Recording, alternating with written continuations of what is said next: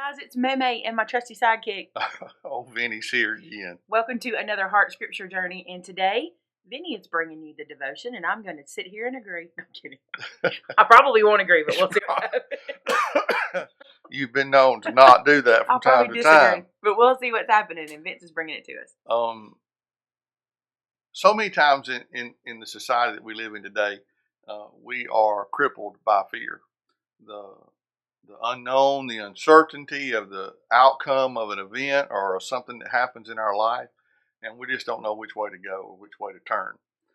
So as I was kind of looking into what we could talk about today, this devotion kind of jumped out at me. So I wanted to share with you some of the scripture verses that come with it, and then just kind of talk about it with you. But the first one that I want to read comes from Psalms chapter 73. Verse 23 and 24, it says, "Yet I am always with you. You hold me by my right hand. You guide me with your counsel, and afterward you will take me into glory." Psalm 73, 23 and 24. And then 1 John 4:8 says, "There is no fear in love, but perfect love casts out fear. For fear has to do with punishment, and whoever fears has not been perfected in love." So even in 1 John, the scripture encourages us to not be afraid, to not be in fear, because we don't have to do that. And then Romans 8:38 and 39 is one of my favorite scriptures. It says, "For I am convinced that neither death nor life, neither angels nor demons, neither the present nor the future, nor any powers, neither height nor depth, nor anything else in all creation will be able to separate us from the love of God that is in Christ Jesus our Lord." I love that scripture. No matter what circumstances we're going through or what we're struggling with, we don't have to be in fear, because no matter what it is, it can't separate us from the love of God. So he says this: "Don't let fear of mistakes immobilize you or make you anxious." How many times does that happen to us? When we're not sure what to do, that whole indecision thing just kind of takes over, and we end up standing there doing nothing. And that's the worst possible thing we can be. When you look even at Jesus when he was here before the crucifixion, when he went before the judge there, the judge said, "What do you want me to do with Jesus?" He didn't make a decision. He let the crowd make a decision for him. So his indecision on what to do, even though he knew Jesus was innocent and there was no reason to punish him, he didn't make a decision. So his indecision was the worst possible decision of all. So doing nothing out of fear or being scared of what the result's going to be will hinder you and cripple you and keep you from even moving. And you don't want that to happen. He says, in this life, you will err or you'll make mistakes sometimes, because you're only human. We say this all the time. It's our favorite saying, like, I'm a human raised by humans. I make mistakes. I'm going to make mistakes. And then he says this part, which none of us really like to admit, but I'm a human with limited knowledge and understanding. There are things that I'm ignorant about. And that's not saying that I'm a bad person or that I'm dumb. It just says that I don't know everything, and neither do you. So there are some decisions that we have to make with our gut feeling or whatever the Holy Spirit leads us to do, rather than based on what we know. And sometimes that can be pretty scary. Had that conversation that I said, from now on, I'm going with my gut. Yeah. Because there's been some decisions, even business decisions I've made, and I thought, this is not right. I shouldn't do this, but everybody else is doing it. You know what I'm saying? So you got to go with your gut, which is the Holy Spirit. A saved person, the Holy Spirit guides them. So that is true. Now, the writer of this devotion says this, and I love this. It says, when you're facing a major decision, learn as much as you can about the matter. Then it says, seek my face and my help. In other words, look to the Lord, seek his face and what you should do, and seek his help. So many times we go to total strangers or people that don't even have a clue about what we're doing to ask advice. And a lot of times I think we do that because we want somebody that's going to agree with us. Yeah.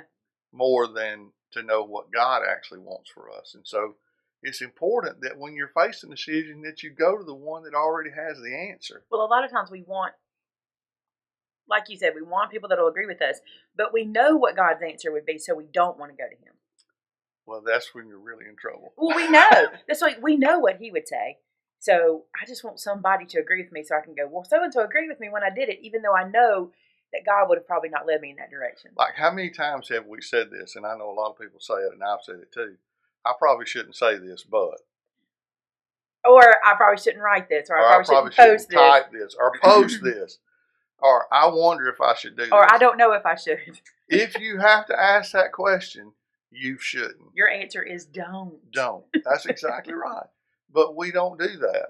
We think, I probably shouldn't do this. So it works but the same. I'm going to. It works the same if we say, I probably shouldn't ask God, but then Exactly. we probably already know the answer, right? But he encourages us to seek his counsel, to seek his face. He said, I will guide you with my counsel as you think things out in my presence.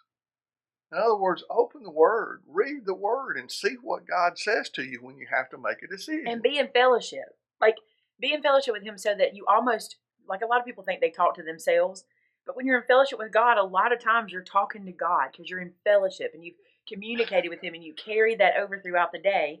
So he's given you answer. And sometimes I have been in my own life where I've been like, oh yeah, that's what you're trying to tell me, you know? I go back to this a lot of times when I was young, and I went to the beach all the time when I was young because it was only a couple of hours away, and I felt like I was closest to God when I was on that beach at night sitting there.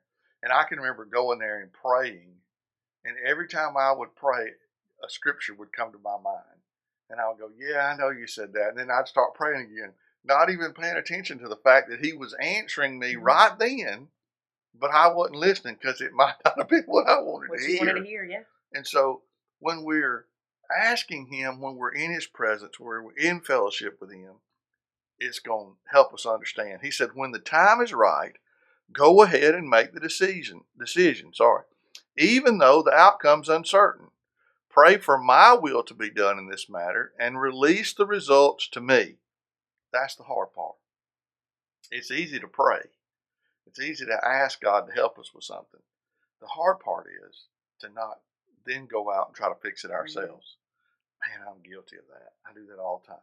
God, help me get this done. Help me do this right. And then I just go do it and hope he blesses what I'm doing. And pray his will is done, but you're still doing yours. And then, but I'm not saying you, but we do that. We pray his will is done, but we're too busy doing our will to find out what his will really is. Yeah. And then when you looked at 1 John 4 and he talked about fear and punishment, we should be afraid of punishment when we do wrong. The problem is most folks aren't afraid of that anymore. But the difference in this scripture that I love, and you didn't dwell on it, but I love where it says there's no fear in love. And where God is concerned, even when we make a mistake, he still his love overrides. So we're gonna make mistakes. He expects us to make mistakes, and honestly, I think he would rather us try than not try. To avoid the mistake. I think he'd like it's saying here, make that decision based on what you are being led to. But if we fail, he doesn't shut us out. He doesn't say, oh, well, you failed. You can't be a part of my kingdom and you can't be my child anymore. He doesn't say that. He still loves us over everything. And then he warns us about this. He says, fear has to do with punishment. If you have been punished unjustly or severely mistreated, it's natural for you to dread making a mistake. Nobody wants to get punished. Nobody wants to get beat down when they make a mistake. And so there's a lot of times that we do nothing out of fear that somebody's going to fuss at us for what we did. And again, there's danger there. You don't want to be in that point. He says, when choices need to be made, anxiety or concern or fear, however what you want to describe it, can cloud your thinking. It can mess up how you think about things. And I like to use the word frozen in fear. You don't want to make a mistake, so you do nothing. The remedy, and this is important for all of us, is to remember that I keep on loving you. Jesus keeps on loving you even when we make a mistake. Even when we slip up, he still loves us. We are his children. He knows that we're going to make a mistake, just like we as parents know that our kids are going to make mistakes. And we still love them. And we still love them in spite of it. And you know what? Our kids still love us when we make mistakes. You wasn't supposed to go there. It just is true. Our kids still love us. We're not perfect. We all make mistakes. We all do. The problem is we can't let the fear of making a mistake keep us from doing things. Mm-hmm. Because, a lot of times when it comes to soul winning or telling people about Jesus, the fear of rejection or the fear of not saying the right thing can keep us from telling somebody about Jesus. And that's what we're supposed to do. So we shouldn't be afraid.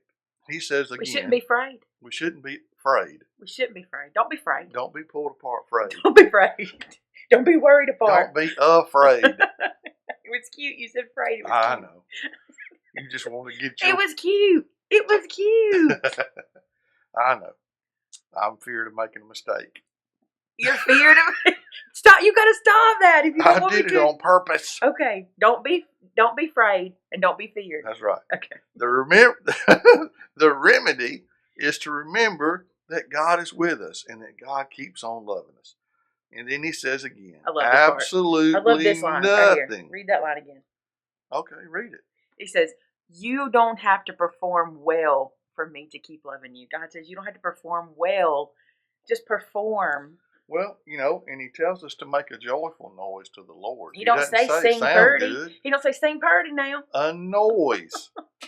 We're be joyful so about country today. But be happy about it. Just praise him anyway. It doesn't have anything to do with the outward. It has to do with the inward. So if you're singing in joy, that's what he wants. But just remember this week. Nothing that you do other than rejecting Jesus, nothing that you can do, no mistake that you can make, will separate you from the love of God. He loves you so much, he gave his son Jesus for you so that you could have eternal life. So today, walk in that joy, walk in that happiness, and don't be afraid. God is with you every single step of the way. Absolutely nothing, including your worst mistake, can separate you from the love of God. And I'm going to close with that verse again. Romans 8:38 through 39. It says, for I'm convinced that neither death nor life, neither angels nor demons, neither the present nor the future, nor any powers, neither height nor depth, nor anything else in all creation will be able to separate us from the love of God that is in Christ Jesus our Lord. And that again is from Romans 8:38 and 39. So walk in that today. If you make a mistake, you make a mistake. And you keep moving forward for the Lord, doing your best to honor him and glorify him in what you do. And when you mess up, thank him. Thank him that he forgives you and that he still loves you in spite of it. I'm thankful he loves me even when I make a mistake. Yeah, because if not, we'd all be in trouble. Because we all make mistakes. Big trouble. Well, you guys have a great Sunday. We love you guys. Hope this touched your heart today and reminded you that God loves you and that it's all going to work out for you and for us. Don't be afraid. Don't be afraid. And don't be feared. Feared. Don't be afraid. Don't be feared. That's the whole lesson today. Chuck it down to the cob. Don't be afraid and don't be feared. We love you guys. We love y'all. See you next time. Bye-bye. Bye.